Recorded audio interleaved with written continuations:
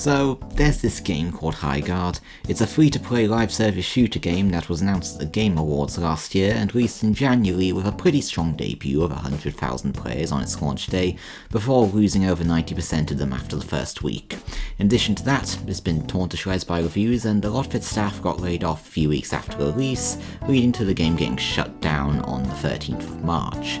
So it's safe to say that this game is a failure, but did it actually deserve its fate? Well, according to most people you see on this platform, yes.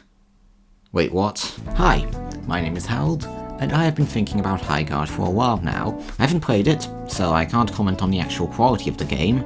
From the outside, it just seems like a normal online shooter game that adds nothing to the genre, which is already kind of oversaturated to begin with, and I reckon that's the average response you'll get from the people who played and eventually quit the game.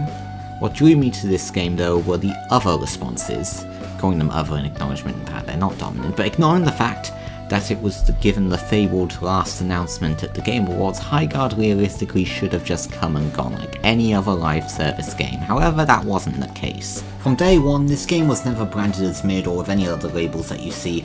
It was branded as Concord 2, a reference to the biggest casualty of this failed trend, Concord.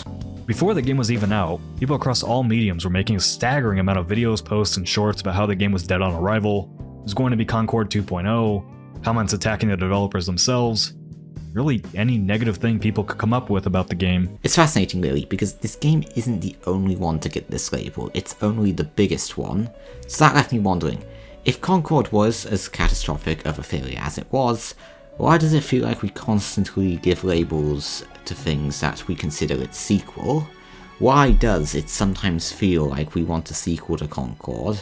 Why is Marathon, despite having much better reception than many of the games I'm going to talk about today, being labelled as Concord 3? Well, in this video, I want to answer all those questions in a way that goes a lot deeper than Highguard is a bad game. Because I haven't played it. Well, just bear with me on here, please. I'm not aiming to capitalise on the content cycle surrounding the game or any other impending doom that this game might signal. I aim for you, by the end of this video, to come out with some clarity on why things are like this, and potentially a bit of hope. That last thing is quite rare on this platform these days. Without further ado, let's just go back to the beginning of this saga. If you're watching this video, you probably already know of the tragedy of Concord, but I think it's important to go into detail here about it in order to better establish the label of Concord 2 and why I'm so critical of it.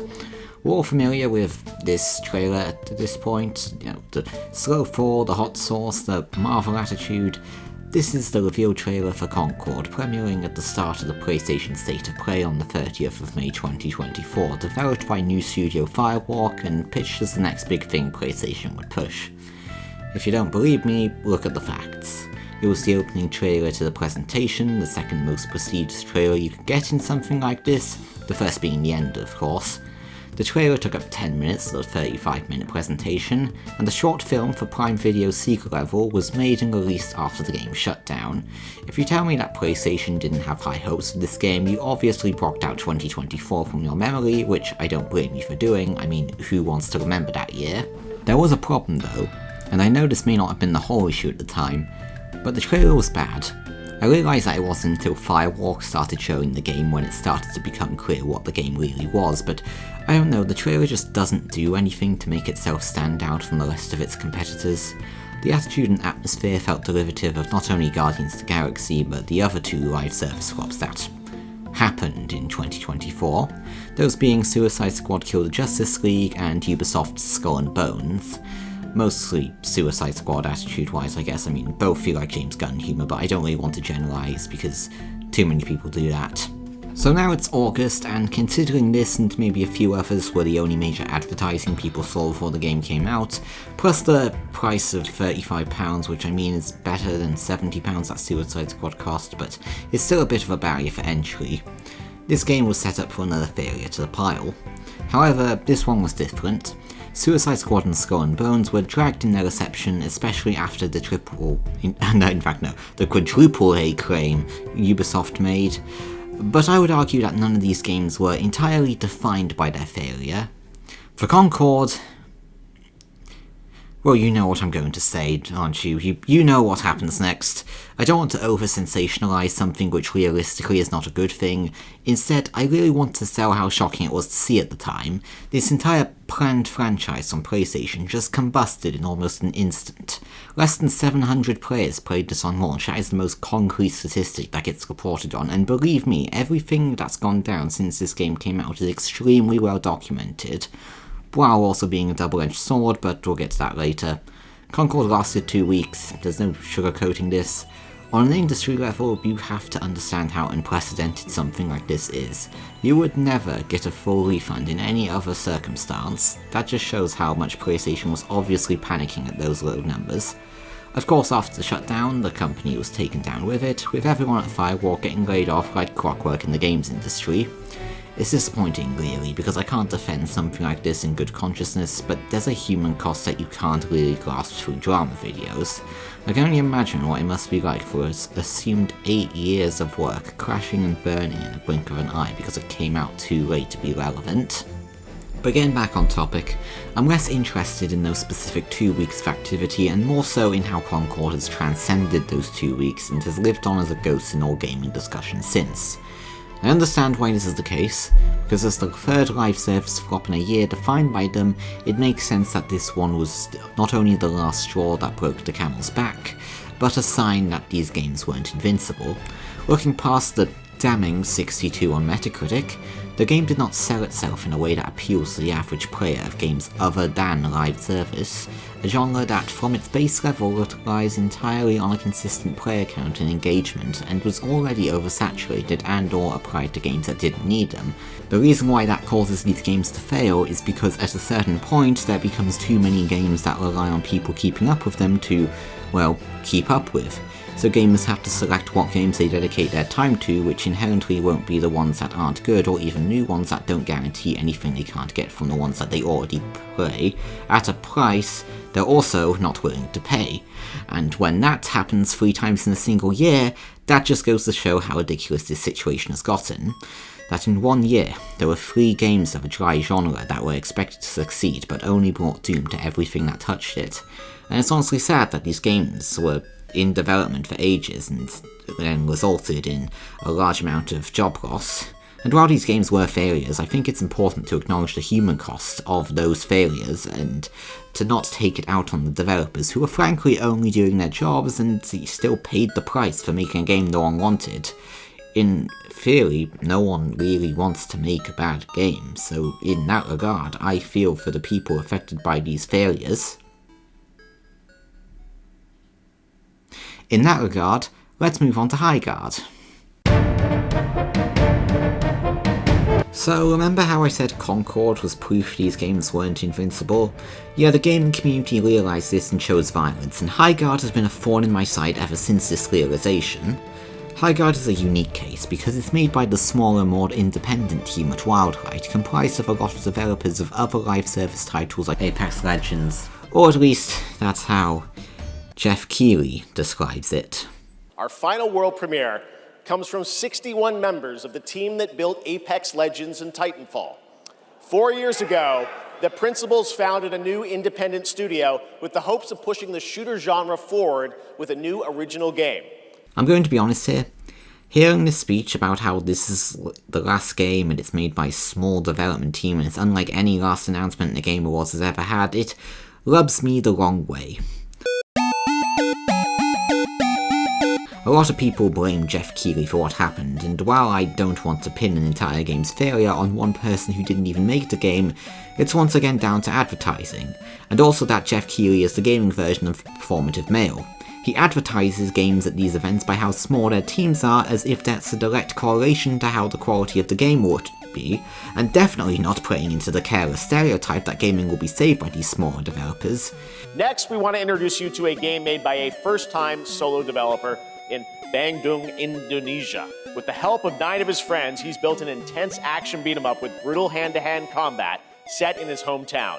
Ah yes, a solo developer plus 9 other people who don't matter because what matters is that it's a solo developer.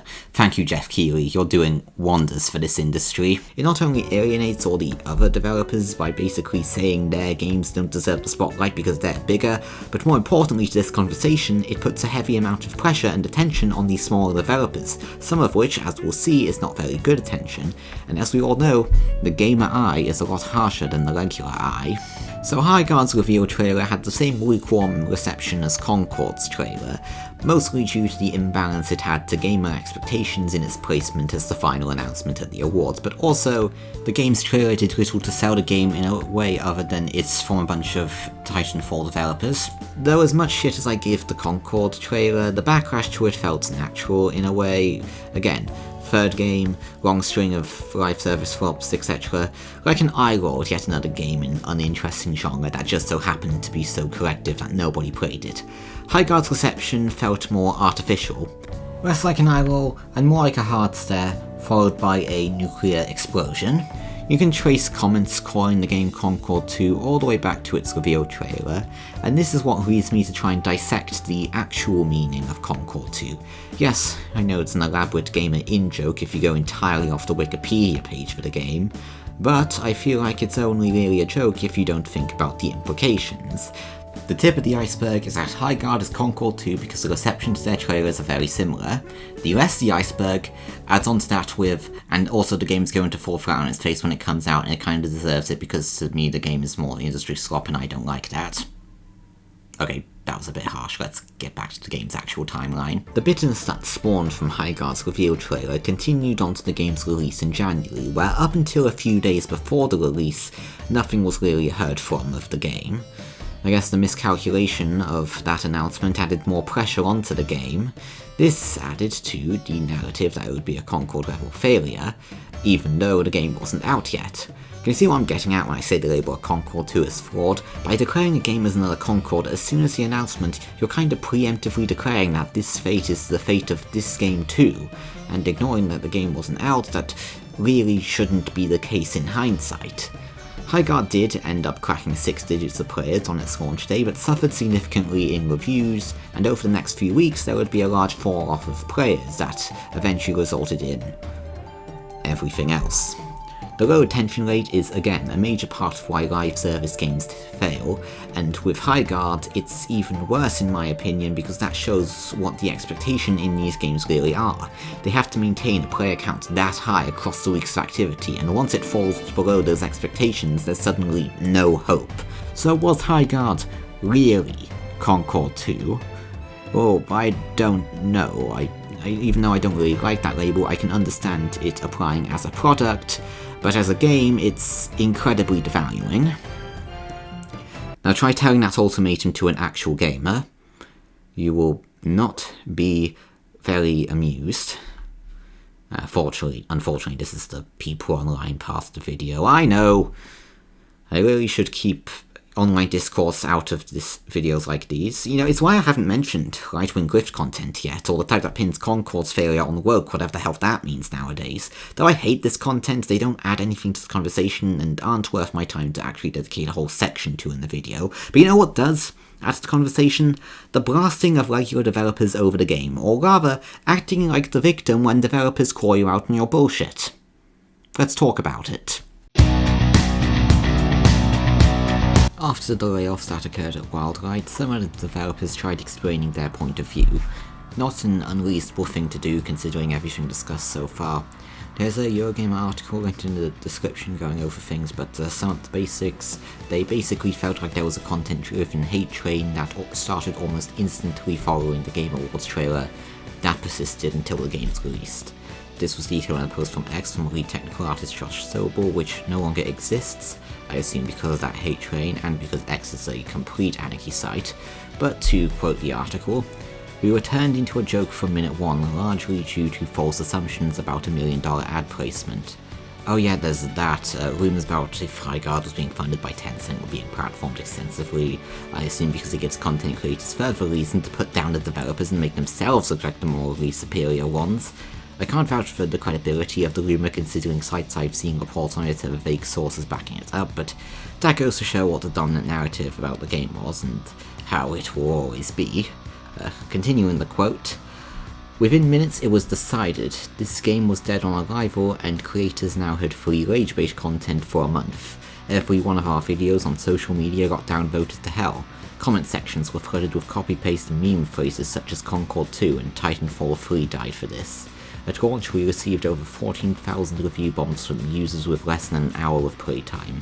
Many didn't even finish the required tutorial." Editing Howard here, I found a Kotaku article on the same post, and apparently it also adds people were telling him to get out his McDonald's applications and mocking him for being woke because he had autism in his bio. I'm aware I shouldn't get worked up over this, but like, what the hell are we doing? Is this even about Highguard anymore? Well, you could argue a developer going this hard on outrage culture in online discourse looks unprofessional. You can't help but feel the kind of pain in that quote just there. Just forget about all the genre issues and game war stuff for a moment and put yourself in that position. You've put so much time and effort into a game, and you're all for constructive criticism and stuff, and then you get the opportunity to show that to the world, and the world says back, no. Your game doesn't matter, your game is slop, your project deserves to crash and burn. How would you feel if that happened to you? As an artist and amateur developer myself, I can understand fully how much something like this could bring down a person, even if they are genuine flaws that could be improved. For as much shit as I gave Highguard, there really was a genuine chance for the game to improve over that planned year of content. Look at No Man's Sky, look at Cyberpunk 2077, they were given the chance to improve and their reputations were salvaged, but that's not what happened here. The YouTube content made about Highguard, especially following this article, is at best ignorant and at worst vitriolic. Searching up Highguard on YouTube, which I unfortunately had to do for this video, allows you to see the utter dogpiling up front. The game sits at, I shit you not, 7% of that player count, alongside a mostly negative review score on Steam. Congrats guys, you really knocked it out of the park this time. Have you considered that might be down to review bombing? I think it's especially present in the videos that respond to the previous statement that show where the priorities of most of these creators lie. Playing the victim, acting like their assholery wasn't the reason the developers felt this way in the first place. People didn't like the game, they stopped playing it, end of story. You do not get to under 2,000 concurrent players and layoffs because of review bombing. You get there because you have a poorly managed studio that didn't take in any feedback, and you made a game that people did not want to play. And for all the comments on the players, this industry needs to stop blaming the culture that they created. I'm going to say that again as clearly as possible because for whatever reason, people in this industry still want to act confused as to why players are so savage. You created this, not us. Stop blaming us for your mistakes, start making better games, or find another fucking job. I know I said these guys weren't worth my time, but fucking hell, this is such a pull yourselves up by a bootstrap statement. So it's the developers' fault that they're getting online vitriol because they made a game that was decided to be bad from before it was even released. Also, they did take in feedback. It was positive until the Game Awards reveal. Pretty sus. I hate this. I hate watching these videos so much. It's one thing to consistently put down the developers for a game from reveal to release, but to then play the victim and act like a laid-off developer is blaming you for something you tried to say is their fault when all they did was make a game you didn't want, was kinda narcissistic if you ask me. I get the genre's oversaturated. That whole setup was me explaining why the genre's oversaturated and stuff. But no matter how dead a game seems, I never blame the individual developers for a decision that in hindsight is mostly a higher up thing. No one deserves the treatment that the gaming sphere gave to Concord. It's not a matter of criticism, it's a matter of being a decent human being. I'm not vindicating the Game Awards either, because although I'm not putting Highguard on a higher level for being a small team, the Game Awards kind of elevated Highguard to this position because of that. Jeff Keighley and the rest of the Game Awards team really think they're doing God's work by giving publicity to any small games that they come across, not because there's actually care in doing that or to actually boost the popularity of the game, but to put them in the public eye of the harshest audience out there, the gamers. Must be hard being a developer on that game, finishing the game and thinking it has a chance, only to be barraged by a whole lot of pissed off gamers who damn the game to the darkest fate from the first sight because everything has to be a competition and this game seems to have unknowingly entered the battle to be the next Concord, and I thought it would end there. I thought I would be done having to subject myself to this hate, but in my research, I found something intriguing. Not because it elevates my lukewarm defense of Highguard, but because of how sad this development is. I initially didn't want to talk about Marathon in this video because its reputation in my mind seems a lot more complicated than just being another live service game. It's from a larger franchise by more notable developer Bungie, and there were reports of stolen models in parts of the game, I think, which helped the backlash quite a bit, and the game was delayed to presumably fix some of that early controversial stuff. However, in all the promotional material I found, even after its reveal, the same dislike bombing, the same labels, the same narrative persisted up until release. The fire that Highguard started continued and gamers were branding it Concord 3 almost instantly, even before Highguard was out. Regardless of those external factors, this is where it felt like it started to get ridiculous. I made a short on my other channel trying to wrap my head around everything people say about this, however I can't help but feel some fatigue in the backlash that exists for this game. Except the font swap stuff though, I actually find that in-joke kind of funny. Marathon is not what I want to focus on in this section though, it's more so what it led me to. And my god, I'm surprised no one else on YouTube has covered this. Flopathon is kind of what killed any semblance of a joke I had left for the Concord 2 label in my mind. On the site's homepage it says the following, and I swear I didn't make this up. Every hit, every miss, every slow death on Steam, tracked in real time. Player counts, review trends, and the stories the data tells. You bring the opinions, we bring the receipts. We don't root for flops, we just count the bodies.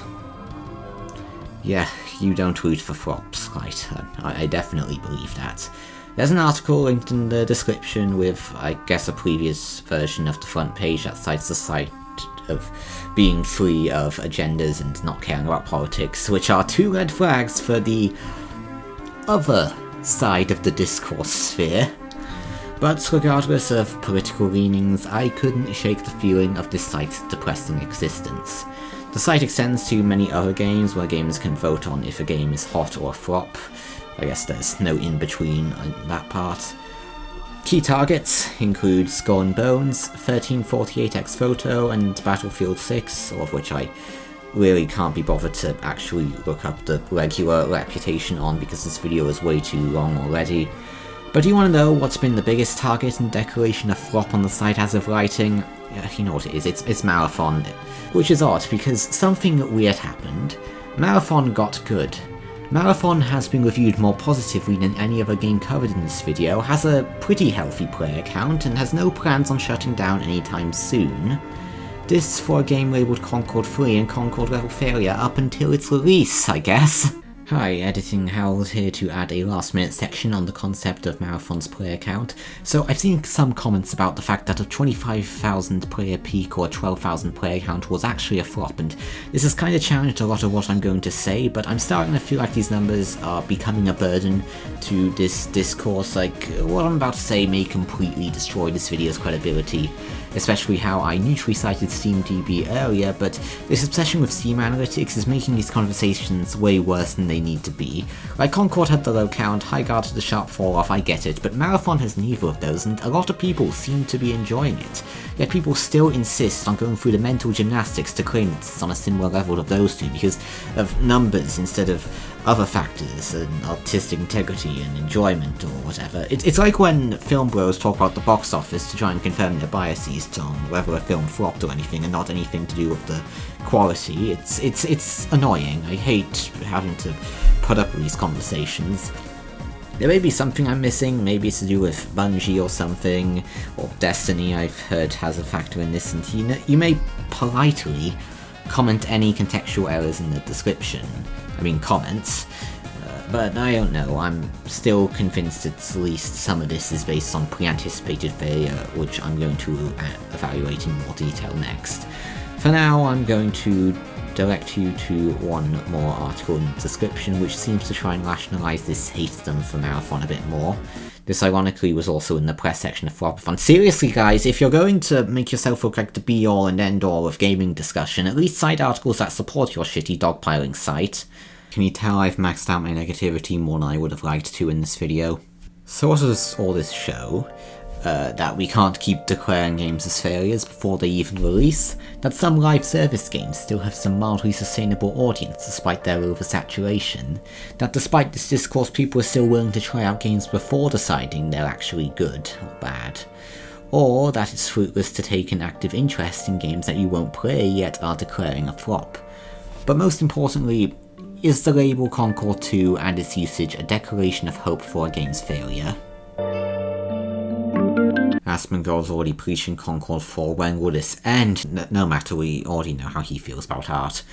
I'm getting pretty heated talking about games I shouldn't really care about, or games that I know I have no chance defending on the basis of quality, but the attitude towards these games signifies a side of gaming discourse I don't like.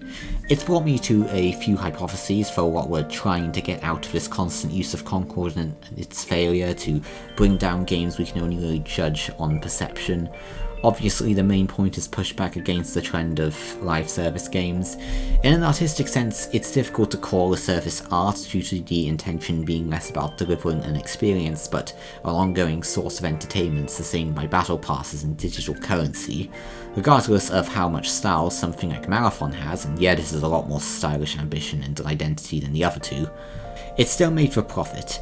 It's why, while done carelessly, the Game Awards promoting smaller games makes sense to retain the artistic image of games rather than stuff your presentations with games that don't have an identity of their own. I think a side argument I can also vouch for is the idea that some of these games may have been better if they didn't have the live service stuff pushed onto them out of the need to trace trends. I can honestly see why that is. Suicide Squad was developed by Rocksteady, who made the Arkham games that are good superhero action adventures by themselves. Skull and Bones was inspired by an already solid ship battle system from Assassin's Creed, which was watered down to fit the live service system. I've heard good things about Concord's secret level episode, at least in relation to the rest of the series. I bet in another world and genre it may have been the next big thing that Sony clearly wanted it to be. Or maybe just had the same existence as Marathon, where it just exists in a world of its own and it has a small fanbase that likes it. Finally, why do these outrage bubbles still exist? Money, that's the easy answer. Seriously, who wouldn't click on a large-ass thumbnail of a woman in a video game? Right. Longer, more nuanced answer, I think that the outrage we see online represents the easiest way to hit back at the corporations. Again, the main intention is to try and tell companies that live service games are not something we want anymore. But there's a point where that illusion of hitting back at anti-consumer practices starts to devolve into a condition I like to call drama brain. I actually had a completed script from January on that condition that was meant to be this video, and while I do still think that that condition deserves its own video, it can basically be summed up as the point where one's brain becomes so consumed by this drama that they become practically blinded by it, and suddenly everything is about trying to bring the thing down no matter how much it goes past any sense of reason. If you don't believe me, look at the current state of Nintendo discourse. What was once a valid enough backlash against ridiculous game prices became either Switch 2 owners getting bullied for owning a console that enabled this pricing apparently, or people playing sales guy and using any statistic they can use to try and paint the console as a flop against reason, similar to the labelling of Concord 2 and the usage of SteamDB as a way to paint the games as a failure.